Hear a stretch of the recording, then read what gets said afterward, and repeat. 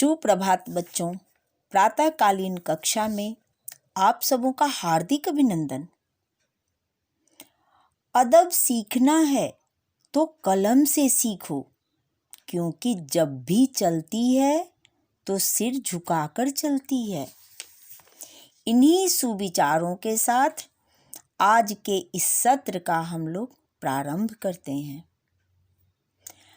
आज की कक्षा में हम लोग अभ्यास 18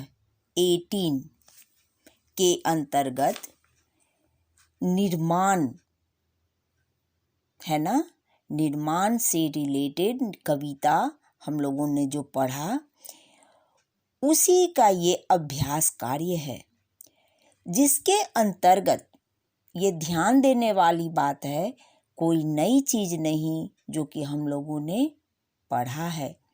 क्या है बेटा? अलंकार जिसकी पुनरावृत्ति, और दूसरा टॉपिक है अपठित काव्यांश, है ना।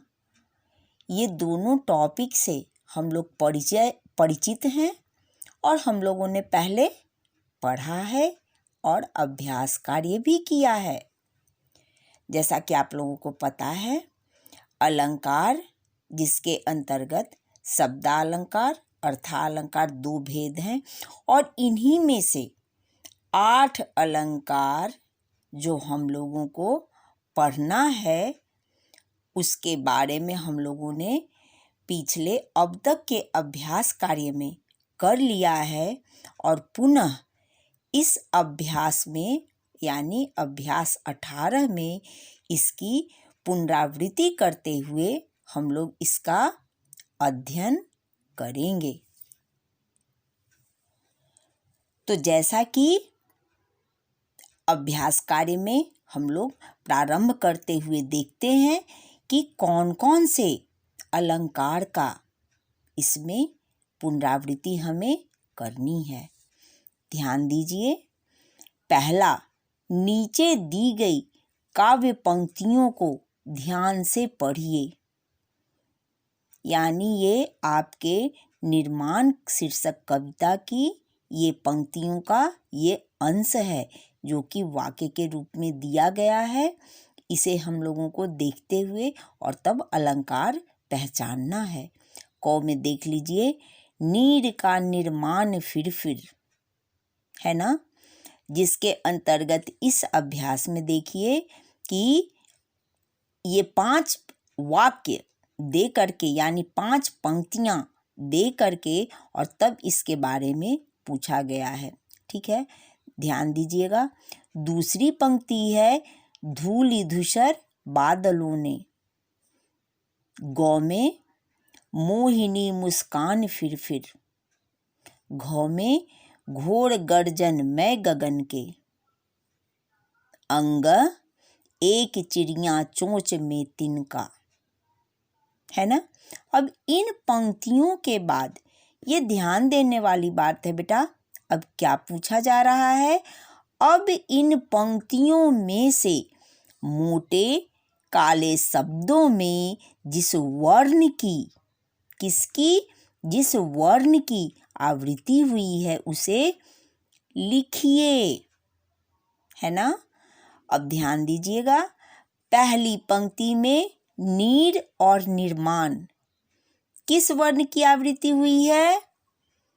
9 वर्ण, है ना। अब आगे ये अभ्यास कार्य के लिए है। क्या है? धूलि धूसर बादलों ने, कौन सा वर्ण आया? ध वर्ण। ठीक है। तीसरी पंक्ति में क्या है? मोहिनी मुस्कान किस वर्ण की आवृत्ति हुई? म वर्ण। चौथी पंक्ति में गर्जन मैं गगन, कौन सा वर्ण हुआ? गौ वर्ण। अब 5वीं और आखिरी पंक्ति क्या है बेटा? चिड़िया चोंच। कौन सा वर्ण हुआ?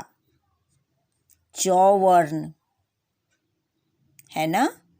अब चलिए इसके तहत अब आगे हम लोग इसकी परिभाषा के बारे में विचार करें। क्या हुआ? जहाँ एक ही वर्ण की आवृत्ति एक से अधिक बार होती है वहाँ क्या होगा? अनुप्रास अलंकार होता है ना। यहाँ हमें अनुप्रास लिखना होगा, ठीक है ना। इस तरह से हम लोगों ने किसकी पुनरावृत्ति की? अनुप्रास अलंकार की। अब आइए हम लोग दूसरे अलंकार पे विचार करें। ये अब आगे दूसरा क्या है? नीचे दी गई पंक्तियों में यमक अलंकार स्पष्ट कीजिए, है ना। यमक अलंकार हम लोगों ने पढ़ा है, तो याद होगा आप लोगों को यमक अलंकार क्या होता है।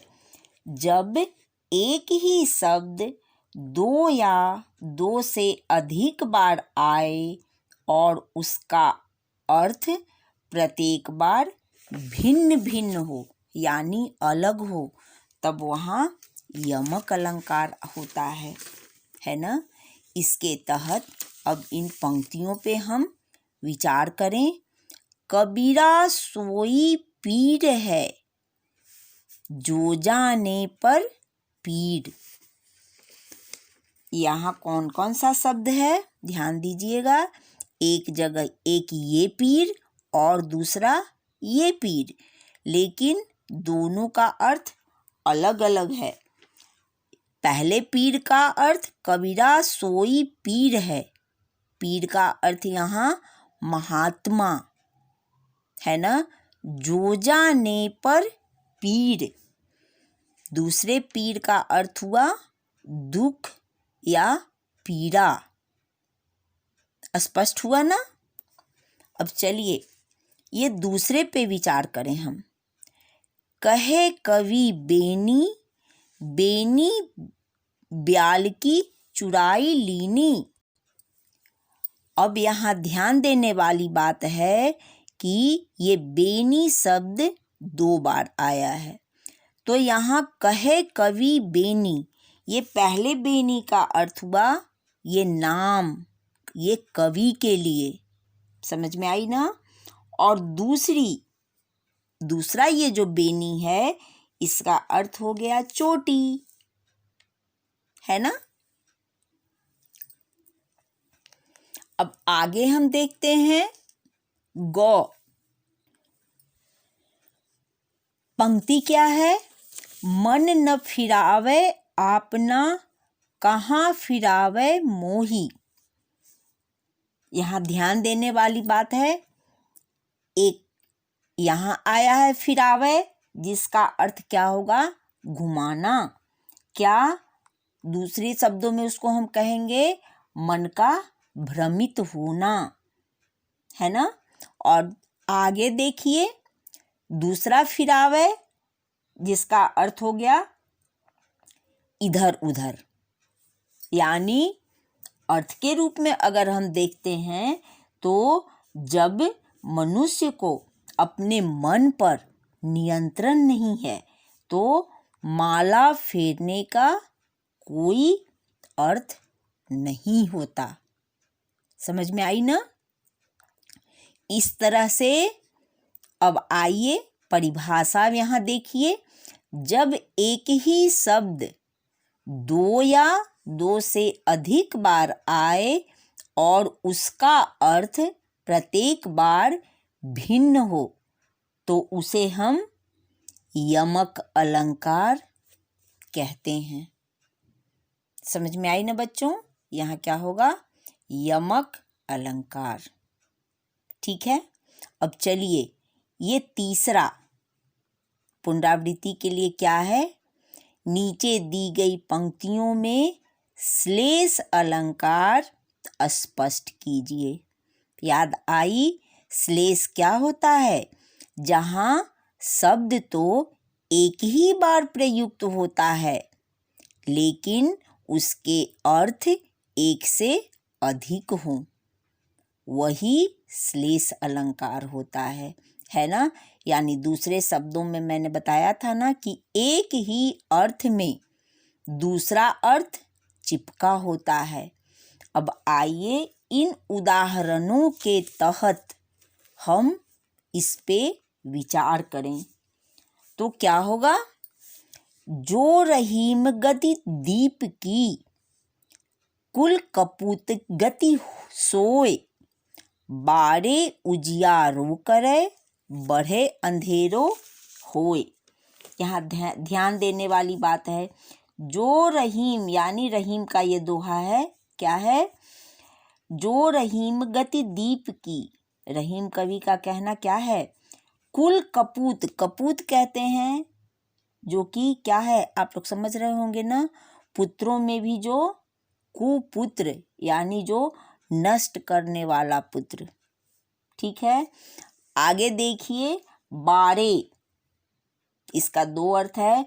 एक का होगा जलना, जो दीपक के लिए है ना, और पुत्र के लिए यहाँ जन्म लेना। ठीक है, और इसी तरह से अब इसके हम अर्थ पे अगर हम विचार करते हैं तो ध्यान दीजिएगा। यानी रहीम कवि का कहना है कि जो गति यानी जो गति किसकी? कपूत की, वही गति दीपक की होती। जैसे जो बढ़ने पे, ये दीपक के संबंध में है कि वो बढ़ता है तो क्या करता है?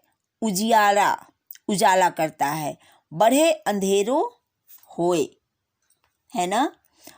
और जैसे बढ़ने के बाद वो क्या होता है? दीपक का लौ बहुत अधिक जलने के बाद वो बुझ जाता है। उसी तरह से कपूत जो है वो बढ़ने के बाद क्या होता है? वो कुल खानदान के लिए वो जो होता है वो अंधेरा ही फैलाने वाला होता है। तो यही बढ़े अंधेरो होए। समझ में आ गई ना? अब चलिए आगे ध्यान दीजिएगा। मेरी भौबा धाहरो, राधा नागरी सोए, जातन की झाई परे, श्याम हरित दुति होए। अब यहाँ ध्यान देने वाली बात है कि ये हरित शब्द जिसका कि दो अर्थ है। एक अर्थ क्या हुआ? हरा रंग, और दूसरा अर्थ क्या हुआ? प्रसन्नता। यदि हम अर्थ पे विचार करते हैं तो ध्यान दीजिएगा, राधा के पीले शरीर की छाया सांवले कृष्ण पर पड़ने से वे हरित यानी हरे रंग के लगते हैं। और दूसरा अर्थ इसका क्या हुआ कि राधा की छाया पड़ने से कृष्ण प्रसन्न हो उठते हैं। स्पष्ट हो गया दोनों अर्थ। इस तरह से परिभाषा पे देखिए आगे, जहाँ एक शब्द तो एक ही बार प्रयुक्त किया जाए पर उसके एक से अधिक अर्थ हो, वहाँ श्लेष अलंकार क्या होता है? श्लेष अलंकार होता है। ठीक है बच्चों, आगे जो यहाँ 4 से है ये हम अगली कक्षा में विचार करेंगे। अब तक के आप लोग तीनों कौन कौन? अनुप्रास, यमक और श्लेष की पुनरावृत्ति आप लोग अभ्यास कार्य में कीजिएगा। धन्यवाद बच्चों।